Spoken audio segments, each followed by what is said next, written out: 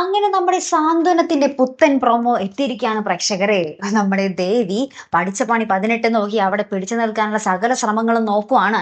അപ്പൊ നമ്മുടെ ദേവിയുടെ അമ്മ ശ്രീദേവിയുടെ അമ്മ വിളിച്ചു പറയുന്നുണ്ട്, മോളെ അവിടെ ഇനി എന്തൊക്കെ പ്രശ്നം വന്നാലും എന്തൊക്കെ അറിഞ്ഞാലും ആനന്ദ് നിന്റെ കൂടെ നിൽക്കണം, അതിനുള്ള വേണ്ട വഴികളൊക്കെ നീ ചെയ്തോളണം, നീ എന്റെ മകളല്ലേ എന്നൊക്കെ പറഞ്ഞ് ഭയങ്കരമായിട്ട് ഉപദേശിക്കുന്നുണ്ട്. അതുപോലെ തന്നെ നമ്മുടെ ശ്രീദേവി നമ്മുടെ ആനന്ദിനെ ആ ഒരു വരുതിയിലാക്കാനുള്ള ഒരു എന്താ പറയാ വരുതിയിലാക്കാനുള്ള ഒരു ശ്രമത്തിലാട്ടോ. അപ്പുറത്ത് നമ്മുടെ ബാലച്ചനെ എന്താ പറയാ വലിയ ഗർജിച്ചിരുന്ന ബാലച്ചനെ ഇപ്പോൾ ഒരു പൂച്ചക്കുട്ടിയായി മാറ്റിയിരിക്കുകയാണ് നമ്മുടെ ശ്രീദേവി. ബാലച്ചൻ ഇങ്ങനെ ദേഷ്യപ്പെട്ട് വരുമ്പോൾ നമ്മുടെ ദേവി ഒന്ന് മൂളിയാൽ മതി, അപ്പൊ തന്നെ നമ്മുടെ ബാലൻ ദാ ഒരു പൂച്ചക്കുട്ടിയായി.